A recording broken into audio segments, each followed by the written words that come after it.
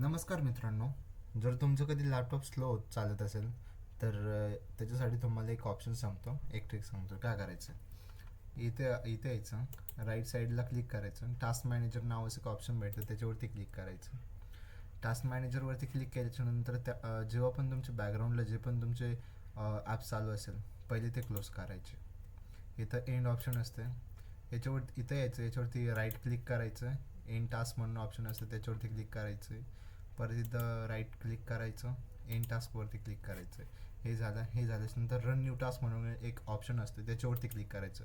Run new टास्कवरती click केल्याच्यानंतर इथं 10% म्हणून एक ऑप्शन भेटतं, त्याच्यावरती ओके करायचं. ठीक आहे. देन त्याच्यानंतर परत एक वेळेस रन न्यू टास्कवरती क्लिक करायचं आहे. खालचं ऑप्शन घ्यायचं आहे, टेम्प म्हणून एक ऑप्शन असतं आहे, त्याच्यावरती ओके करायचं आहे. परत क्लिक करायचं आहे. त्याच्या खाली प्रीफेच म्हणून एक ऑप्शन भेटतं, त्याच्यावरती क्लिक करायचं, ओके करायचं. आता हे केल्याच्यानंतर इथं थोडा वेळ थांबायचं आणि इथं 3 फाईल्स ओपन होतात, त्यावरती क्लिक करायचं. त्यावरती क्लिक केल्याच्यानंतर Ctrl A करायचं आणि ऑल जेवढ्या फाईल्स आहेत तेवढे डिलीट करायचे. हे पूर्ण डिलीट झालं. हे डिलीट झाल्याच्यानंतर हे कट करून टाकायचं.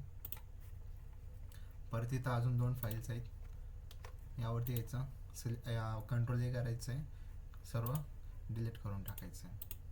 हे झालं डिलीट. हे पण क्लोज करायचं आहे, हे सुद्धा क्लोज करून टाकलं तरी चालेल. आता ही जी शेवटची लास्ट फाईल बाकी, Ctrl A करायचं आहे, याला डिलीट करून टाकायचं. हे डिलीट केलं. हे डिलीट झाल्याच्यानंतर याला सुद्धा क्लोज करायचं आहे. देन यायचं इथं रिसायकल बिनमध्ये आल्याच्यानंतर ओपन करायचं आहे, Ctrl A करायचं आहे. Ctrl A करून ऑल जेवढ्या फाईल्स आहेत तेवढ्या पूर्ण फाईल्स डिलीट करायच्या आणि पूर्ण फाईल्स डिलीट केल्याच्यानंतर तुमचं सुद्धा लॅपटॉप एकदम फास्टली वर्क करेल. थँक्यू.